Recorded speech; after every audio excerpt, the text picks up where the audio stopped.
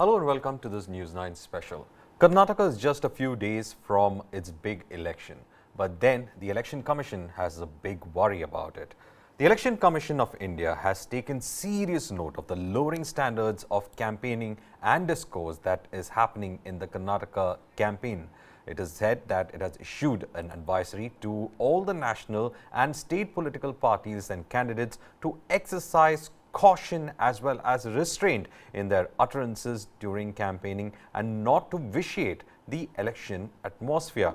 The Commission, in an advisory, has said that the national parties will have star campaigners and they do enjoy extra enablements with the Representation of the People's Act. It has also invited the attention of the political parties to the provisions of the Model Code of Conduct and other statutory provisions. Now, Karnataka will go to the polls on May 10th and the counting of votes will take place on May 13th.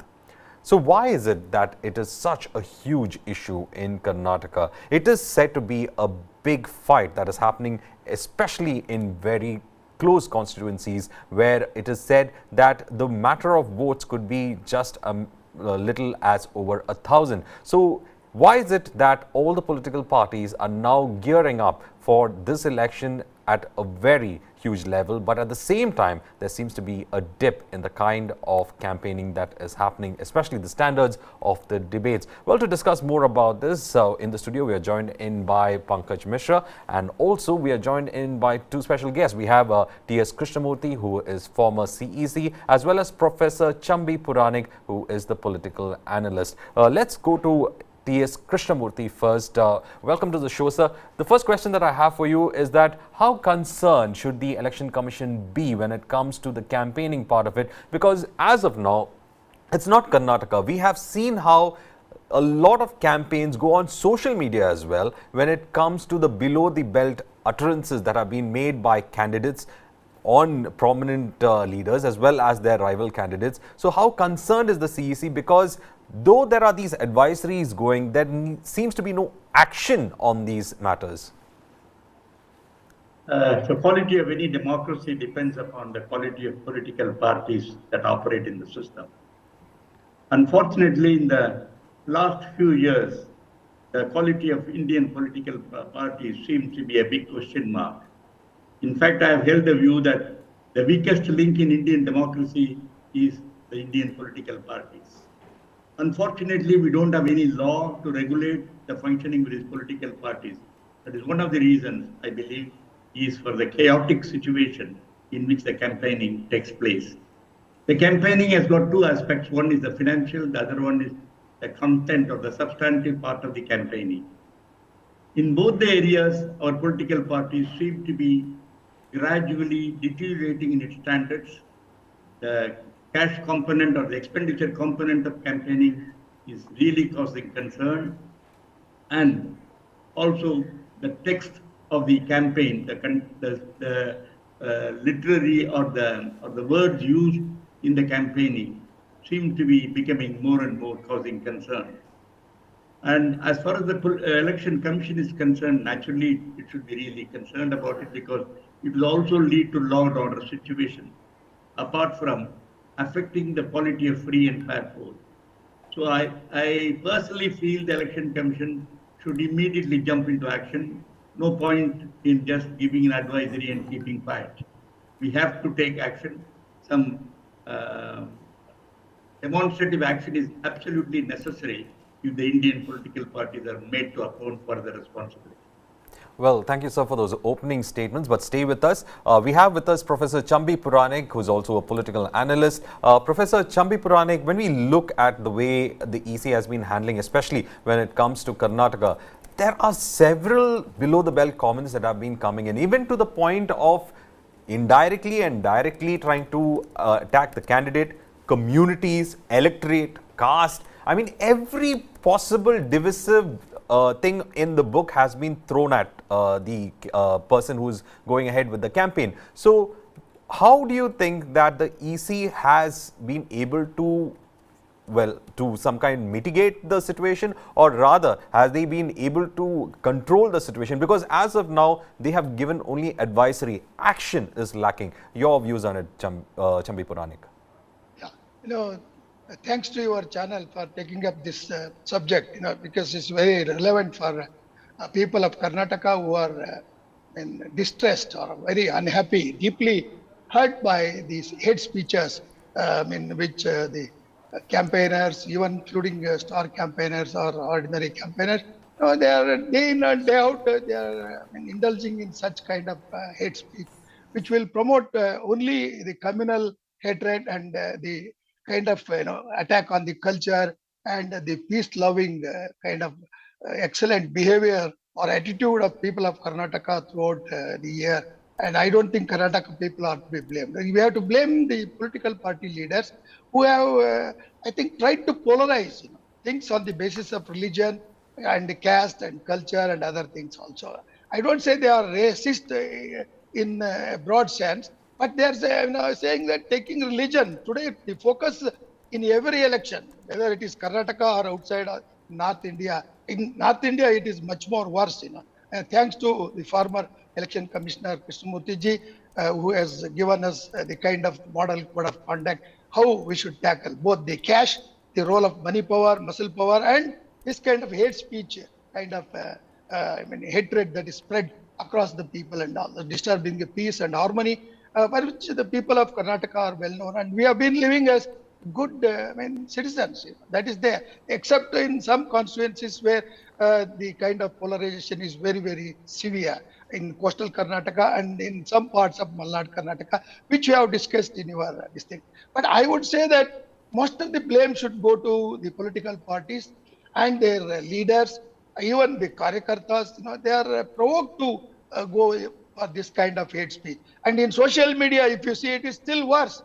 Who will control the uncontrollable? Professor Puranik, in fact, you raised a very, I want to get my colleague Pankaj Mishra into the discussion. Pankaj, social media is the place where it is much more degenerating when it comes to, character assassination of a candidate, character assassination of probably communities. Everything happens on social media.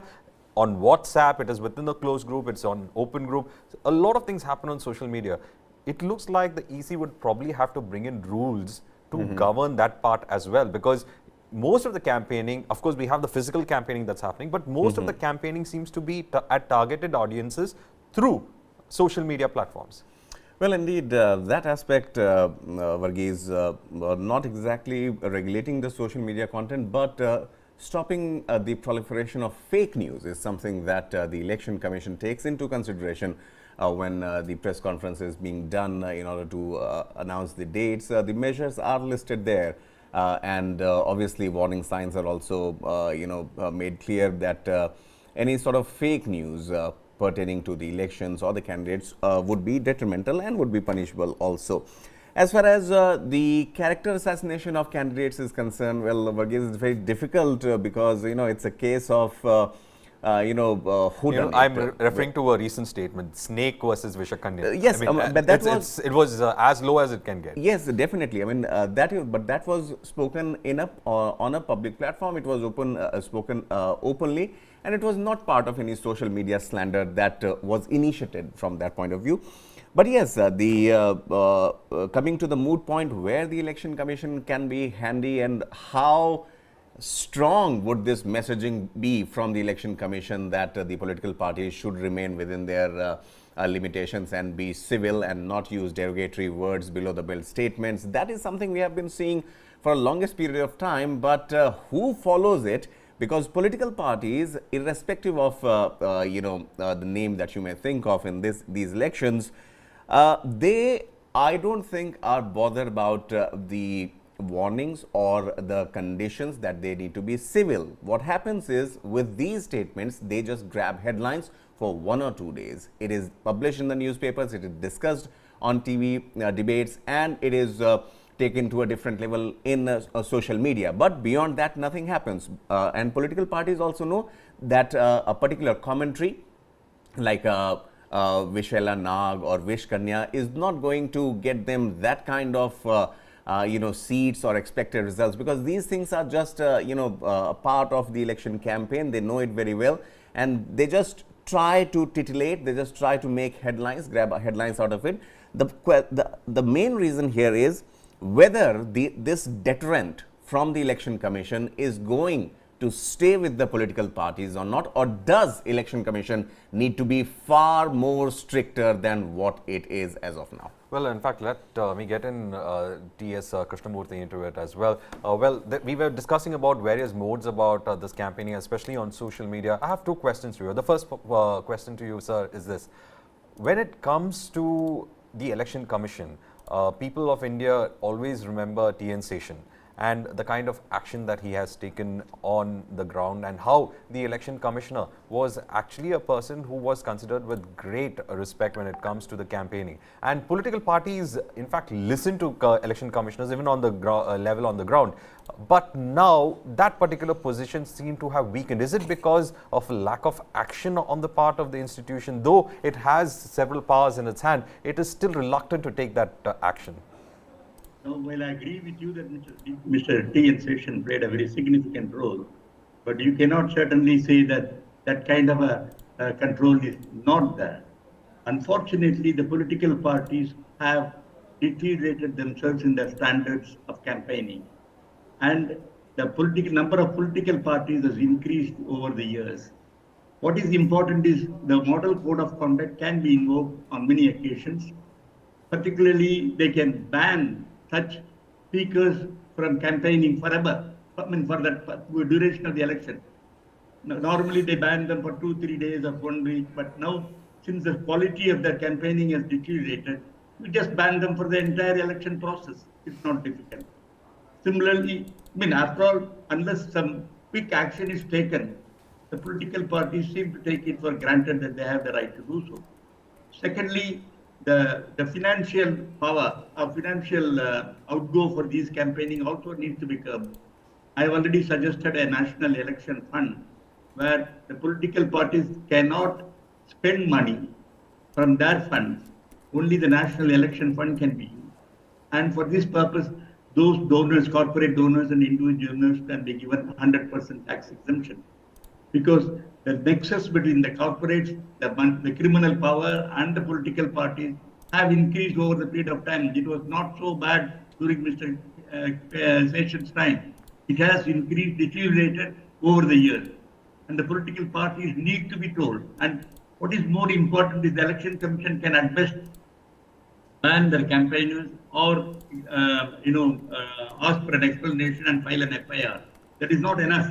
In my opinion, Election Commission should have the power to disqualify a person, a campaigner, from voting or a candidate from further election to be held.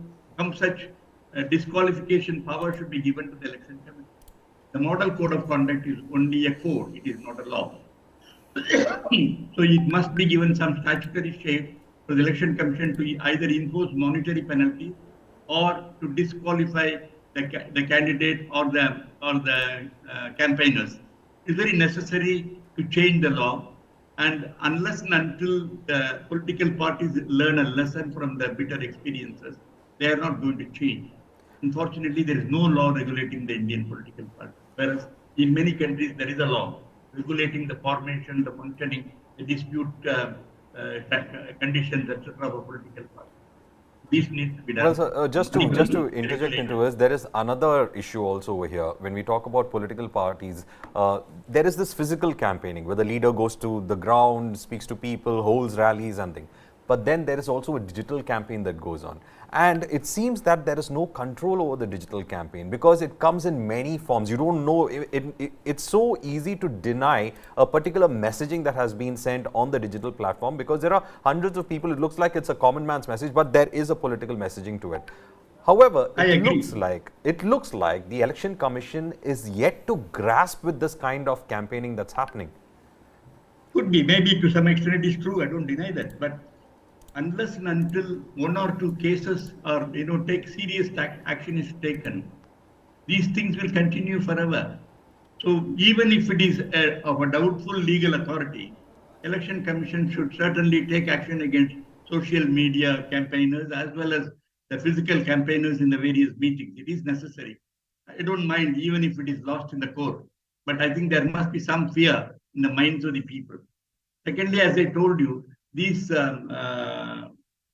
campaigning, etc., it is possible to regulate the number. In view of the electronic digital campaigning facilities are available, is it necessary to have so many meetings at all? Because the physical meetings create more law and order and hate speech problems than probably other electronic media. And in any case, they will have proof to take action against them. So it is good to switch on from switch on from more physical campaigns to digital campaigns and reduce the number of physical campaigns. Similarly, in the social media, if you can take action against a few people for hate speeches, whatever may be the outcome of it, at least there will be some fear in the minds of these people. Well, thank you, sir. For, stay with us again. Professor Chambi Puranik, in fact, you heard what T.S. Krishnamurthy had to say, that they need to, in fact, look into it. They have to take action. But Professor Chambi Puranik, in the last couple of elections, how much of action on the ground have we seen? We have not seen any kind of an action against a prominent political party, any sort of action against a prominent politician as such. We have seen this being going on for time. There have been only after these cases are filed in the court, you have some kind of action from the courts. But otherwise, on the campaign trail, it seems that the EC is not taking those punitive actions that they're supposed to take. Well, I mean, I agree with your observation about the lack of action. I would say recently when I questioned the kind of declaration of crores and crores of rupees, from 5 crores to 500 to 1,500 crores by each candidate when he files an affidavit before filing the nomination, etc., along with that.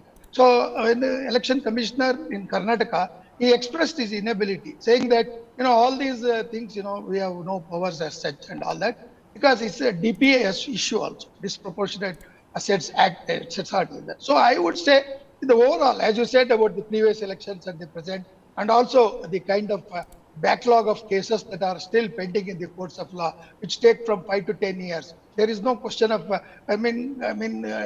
believing that the Election Commission's advisory, it remains only an advisory, but not action-oriented. It is not supported by the kind of actions that are supposed to be taken instantaneously. You see, for example, in cricket matches, if some violation is there, even hate speech is there, or even wrong violation of the activities are there, immediately they will put heavy fine, 10 to 20 lakhs, 30 lakhs, entire 100% fine also. The same way, if that is, I think, introduced by Election Commission, instantaneously, if you punish such hate speakers or the leaders or the karyakartas or parties, I think, it will send a right signal also. Because mere legislation, you mentioned about Session, I was about to mention, thanks to Krishnamurthy, people like them. They are very few in number. Their advice is only moral. It is not binding on the leaders, leave alone the karyakartas and workers. So the emotional kind of hatred they create, not only in public speeches or platforms, but also through social media. It's a big menace. You find things which we cannot imagine in our normal imagination of criticism or public discourse. So such is the situation. So I would say we have to still, think a lot of it. The Election Commission and Law Commission has given its report. Parliamentary Committee has given, Swaminathan Committee has given a report. I don't think all the reports are codified or not even taken seriously, because the guilty people are political parties. They are the lawmakers. They are the people who violate the laws which they have framed, and also the kind of disrespect to the Constitution that is there. So freedom of speech, Article 19 and association and other things, they are misused by such fringe groups which convert themselves as the party workers and also vitiate the atmosphere of election. You see, gradually, over a period of time, there is a geometrical proportionate influence, impact or influence of such hate speeches, which has become order of the day. And if you say a prime minister who is highly respected by our own constitution and our people, democratic verdict, who is respected throughout the world, if you call him a poisonous snake, what kind of leader of the opposition one could be? So this kind of message, I think, gives a kind of license or kind of influence on the youth to use such language, and they become leaders. They continue to do it. So the elder brothers' attitude or space becomes a standard for that. So that I think, there is a lot to be done. and public discourse has to be controlled, recorded, and election commission should put fine, heavy fine, leave alone 20, 30 lakhs. Well, It should be 1 crore if a top leader of the political party speaks that language. Then only, I think, a kind of warning or deterrent will emerge. Otherwise, simply we will be discussing on TV debates and we'll repent and regret as private individuals with a lot of kind of respect for the democratic system that we have inherited. I think that kind of awareness, democratic culture, civic consciousness, respect for language, how to use language. Language should camouflage your raw feelings, and language should be a refined way of expressing approval or disapproval. Right, Professor Chambi Prabhananik. In fact, we get that point as such that it is high time that some kind of action has to be taken on the ground. Thank you, T.S. Krishnamurthy, also for, in fact, joining us and giving us your valuable opinion as well. Can I take a minute more? Yes. The only point I want to say is the Brahmastra that the Election Commission can do is to cancel or countermand the election or to withdraw the symbol of the political party. Maybe this has to be, we are not doing it so often, but we did it in Tapra in Bihar. So we may have to resort to this so that the political parties will learn their lessons. Well, thank you, Krishnamurthy, for in fact giving us that very important part of it, saying that, of course, there are powers that the Election Commission can, in fact, use to ensure that some kind of a sanity is there when it comes to elections, and that the quality of debate and the campaign issues are much higher and not below the belt. With that, it's a wrap on this News 9 special. Stay tuned for more programs on the other side.